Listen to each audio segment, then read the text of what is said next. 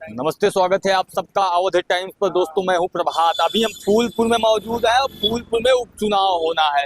लगातार समाजवादी पार्टी और बसपा ने अपना अपना प्रत्याशी उतार दिया है मैदान में। चुनाव की डेट भी आ गई है। दादा हैं, इनसे हम बात करने की कोशिश करेंगे। दादाजी, क्या माहौल है? लोकसभा चुनाव में बीजेपी यहाँ पे जीत गई है और फिर से प्रवीण पटेल के ऊपर जिम्मेदारी दे दी गई है कि केशव प्रसाद मौर्य को यहाँ से प्रभारी बनाया गया है। समाजवादी ने अपना प्रत्याशी उतार दिया है, बसपा ने भी उतार दिया। क्या माहौल है फूलपुर की? पूरे लोग उतर जाए, पब्लिक का लुक जहाँ होगा वहाँ से होगा भाई। एक आदमी काम तो है नहीं। नहीं, हम देखिए, क्या हम लोगों का काम है लोगों से पूछना, इसलिए हम आपके पास आ गए हैं। और यहाँ पे कल परसों से नामांकन चालू हो जाएगा। हाँ, 13 तारीख को, 13 नवंबर को वोटिंग है, इसलिए हम आपके पास आ गए। क्या लगता है कि किस मुद्दों पर चुनाव होगा? जो पुराने मुद्दे थे वही रहेंगे या कुछ नए मुद्दे हैं? सब पुराना ही है, नए में कुछ तो बहुत कुछ हुआ नहीं है। बेरोजगारी और सब तमाम चीजें सब तो है ही है। अच्छा। हाँ, बाकी सुविधा बहुत है। हाँ, बेरोजगारी मुद्दा है, पक्का है। हाँ पक्का। हाँ। और कुछ काम हुआ है कि नहीं भाजपा सरकार में? यहाँ से लगातार 3 बार से विधायक हैं धार्मिक स्थल, रोड, सड़क, हाँ, ये हमको अच्छे दिख रहे हैं। जहाँ भी है, जहाँ भी इन लोगों ने हाथ लगाया बहुत अच्छा बन गया हर डिस्ट्रिक्ट में करीब करीब। अच्छा। बाकी तो रोजगारी, महंगाई, हाँ, ये तमाम चीजें तो है ना। हाँ, ये मुद्दे रहेंगे चुनाव में। पक्का रहेगा भाई। हाँ, पक्का रहेगा। लगभग 10 सीटों पर चुनाव होना है। तो क्या लगता है कि बसपा, जिस तरीके से बसपा ने अपना प्रत्याशी पहले से उतार दिया, बसपा का क्या अंतिम रिजल्ट का इंतजार करिए, हम क्या बताएं। नहीं, बसपा को कैसे देखते हैं जिस तरीके से बसपा यहाँ पे लगातार? बसपा तो तीसरे नंबर पे थी, हमको लगता है। तो क्या बसपा ने सिर्फ वोट काटने के लिए प्रत्याशी उतारा है या यहाँ पे बढ़िया लड़ाई लड़ेगी? क्या लगता है? या सब कोई वोट काटने, ये सब तो दूसरे के लिए खड़े होते हैं। हाँ, तो वोट काटने धरने क्या बात होती है? नहीं, समाजवादी आरोप लगाती है कि बसपा जो है भाजपा की भी टीम है, तो इसलिए हम पूछ रहे हैं। नहीं, ऐसा कोई नहीं, हमको कुछ नहीं लगा। सब जीतने के लिए खड़े होते हैं। हाँ। हाँ। अच्छा। पार्टी कोई भी हो। अच्छा। बाकी बसपा का जो वोट बैंक है वो बरकरार रहेगा? नहीं, हम आगे क्या बताएं, हम सबके पास जाते थोड़े हैं वोट देखने के लिए। हाँ। हाँ? अच्छा। तो सबके पास जाते नहीं वोट देखने के लिए। अच्छा, हवा क्या चल रही है फूलपुर?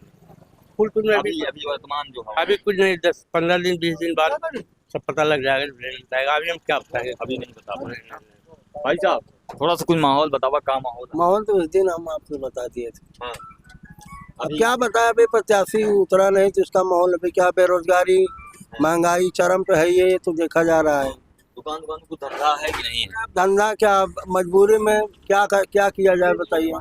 अब कुछ तो किया जाना पड़ेगा। हाँ। अब वो चीज पहले जो था वो है नहीं। अरे, समाजवादी जब सरकार थी तो ये बिजनेस, दुकानदारी कैसे चलती थी? बढ़िया चलती थी कि अभी बढ़िया? पहले थी, पहले कमाई भी थी, अब कमाई नहीं है। हाँ। हाँ, महंगाई है, कमाई नहीं है। अच्छा। सौदा ढेर के लो, पैसा कम। सरकार तो बार बार दावा करती है बहुत काम किया है हमने, रोजगार के नए नए साधन आ गए हैं, क्या कहेंगे? कुछ नहीं, सब इनका बस कहने का है, जमीन पे उतारा कुछ नहीं है। प्रवीण पटेल यहाँ से लगभग 3 बार से विधायक हैं। अभी लोकसभा से चुनाव जीते हैं, लोकसभा, यहाँ पे फिर से उपचुनाव होना है, तो क्या मुद्दे वही पुराने मुद्दे रहेंगे या फिर से यहाँ पे कुछ नए चीजें उभर कर आएंगी सामने? मुद्दे तो अभी वही पुराने के पुराने हैं। अब देखो आगे क्या होता है। अभी तो बहुत कुछ बदला नहीं, लोकसभा में 3 महीने हुए हैं, अभी मुद्दे तो सारे वही हैं। हाँ। अच्छा। तो बदलाव लोग देख रहे हैं, बदलाव किए भी, लेकिन सरकार तानाशाही है। सरकार तानाशाही है? तानाशाही है, इसमें कोई शक नहीं है। समाजवादी पार्टी के मुखिया अखिलेश यादव आरोप लगाते हैं कि ये जो वर्तमान सरकार है ये एक धर्म के लोगों को लगातार टारगेट करती है। तो क्या लगता है फूलपुर की जनता को, क्या लगता है? क्योंकि यहाँ से समाजवादी पार्टी के जो प्रत्याशी हैं वो भी एक विशेष धर्म से हैं, तो क्या लगता है ये बात, इस बात में सच्चाई है या आरोप ही है?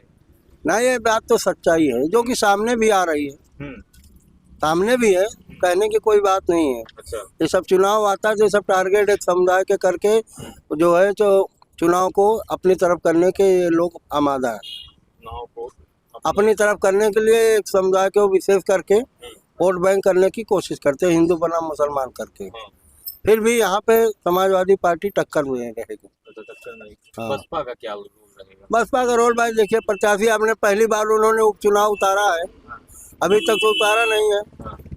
अब देखो उनका क्या, उनका वोट बैंक तो खिसक गया है। अच्छा, बसपा पहले यहाँ नहीं लड़ा करती थी। नहीं, कभी नहीं, उपचुनाव कभी नहीं लड़ा उन्होंने। ये इतिहास में गवाह। अच्छा, पहली बार उतारा, पहली बार मार्केट में आया। पहली बार आया। तो बसपा क्या आपको लगता है भाजपा की बी टीम है या चुनाव लड़ रही है, क्या लगता है? अब देखने में तो ऐसे लगता है बी टीम है भाजपा की। हाँ समाजवादी की सरकार में दुकान दौरी जो रोजगार रहा बढ़िया चल रहा। हाँ, एकदम सही रहा, लोग खुशहाल थे। हाँ, लेकिन अब क्या है, जीएसटी वीएसटी लेकर के बहुत लोग परेशान रहते हैं। भाजपा ये कह रही बहुत सारा काम किया है, हाँ, राम तो मंदिर है। बनवाए, लोगों को राशन मिल रहा है, प्रधानमंत्री आवास योजना के तहत घर मिल रहा है। राशन इनकी देन बहुत थोड़ी ना, वो तो कांग्रेस की देन है ना। हाँ। इनकी तो मेहनत, इन्होंने और बढ़ा दिया है, बस यही किया है। चुनाव आता है तो फ्री कर देते हैं, जब चुनाव निकल जाता है फिर वसूली शुरू कर देते हैं। तो एक जैसे होना चाहिए ना। अच्छा, इसका मतलब आप राशन दे के लोगों को लुभावना कर रहे हैं। लॉलीपॉप जब चुनाव आता है तो भैया 1 साल के लिए फ्री हो गया। अब कहते हैं हम काम पे वोट लेंगे, तो फिर ऐसा क्यों करते हैं? का माहौल है। हाँ, लगता है सिकंदरा से भैया क्यों बोले थे तो प्रकृति का नियम है भाई, परिवर्तन तो होता ही रहेगा। किसी भी की सरकार होगी, परिवर्तन तो प्रकृति का नियम है, अब वो होता रहेगा। लेकिन जिस वेग से परिवर्तन होना चाहिए, जो इनकी नीतियां इतने योजनाएं इन्होंने बना लिया है, लेकिन उन योजनाओं को धरातल पर लाने के लिए ऐसी कोई ठोस युक्ति इनके पास नहीं हुई कि उन योजनाओं को जन जन तक पहुंचाया जाए। अच्छा, इसलिए योजनाओं का लाभ केवल कुछ खास लोगों को मिल पा रहा है, जन जन तक नहीं पहुंच रही है। योजनाओं के क्रियान्वयन कायदे से नहीं हो रहा है। अच्छा, बसपा ने भी अपना प्रत्याशी उतार दिया है, तो क्या लगता है कि बसपा चुनाव में अच्छी लड़ाई करेगी या भारतीय जनता पार्टी और समाजवादी पार्टी के बीच लड़ाई रहेगी? नहीं, लड़ाई बेशक भारतीय जनता पार्टी और समाजवादी पार्टी के बीच में रहेगी। बसपा तो अब केवल भारतीय जनता पार्टी को फायदा पहुंचाने के लिए बसपा लड़ती है। अच्छा। जो दलित वोट पिछले लोकसभा में वो चली गई इंडिया गठबंधन में, वो चीजें उसी को रोकने के लिए बसपा ने अपना प्रत्याशी उतारा। उपचुनाव बसपा कभी लड़ती नहीं थी। अच्छा, उपचुनाव तो बसपा नहीं लड़ती थी कभी, लेकिन इस बार उन्होंने जो एससी की वोटें हैं वो कन्वर्ट इंडिया गठबंधन में ना हो, इसलिए वो अपना प्रत्याशी दिया ताकि भाजपा यहाँ जीत जाए। मतलब क्या लगता है कि बसपा जो है भाजपा की भी टीम है, ऐसा कहना चाहते हैं? ऐसा भी अगर आप कह लीजिए तो कोई बड़ी बात नहीं, क्योंकि जो देखा जा रहा है पूरे उत्तर प्रदेश में वो तो यही साबित कर रहा है कि बसपा भी भाजपा की भी टीम हो चुकी है, और वो हर जगह भाजपा को ही फायदा पहुंचाने का। आजाद समाज पार्टी भी चुनाव लड़ रही है फूलपुर में, तो क्या प्रभाव रहेगा इसका बसपा और इसका? कितना मतलब समाजवादी को ये नुकसान पहुंचाएंगे कि भारतीय जनता पार्टी? नहीं, आजाद समाज पार्टी बहुत अभी लाइट इस पर डिपेंड करता है। और प्रवीण पटेल जी जब विधायक हुए तब भी उनकी यही हाल मतलब थी कि वो हारते हारते किसी तरह से बच गए, और जीत सांसद भी बने, वो भी किसी तरह से हारते हारते जीत गए। तो प्रवीण पटेल का बहुत वर्चस्व नहीं है, पार्टी का वर्चस्व है, क्योंकि अब जो है भाजपा यहाँ लाइट माई है। फूलपुर सीट हर समय समाजवादियों की थी, और अब भी हम मानते हैं कि वो समाजवादियों की सीट है। 2 बार से यहाँ से विधायक रहे प्रवीण पटेल। जी। भारतीय जनता पार्टी वो जातिगत आंकड़ों से 17 में जीते, 22 जी, में जातिगत आंकड़ों से वो जीत कर लेते हैं, वो पार्टी का प्रभाव है। बाकी उनकी व्यक्तिगत कोई वो नहीं है, और ना ही उनका बहुत धरातल पर कोई कार्य ही ऐसा हुआ है जो मतलब उनको जनता लाइक करे। जीत जाते हो ठीक है, 1000, 2000, 4000 वोट से, लेकिन ऐसी कोई बात नहीं है। जनता के क्या मुद्दे रहने वाले हैं इस बार उपचुनाव में फूलपुर में? जनता के मुद्दे खुले हुए हैं। सबसे अधिक बेरोजगारी, उससे अधिक रूरल क्षेत्र में महंगाई, बेरोजगारी और किसानों की समस्याएं। किसान देख रहे हैं कि अभी इनका एमएसपी जारी हुआ है, लेकिन कोई एमएसपी पे खरीद नहीं हो रही, कि कोई ना दुकानें हैं न कुछ हैं। किसान परेशान है,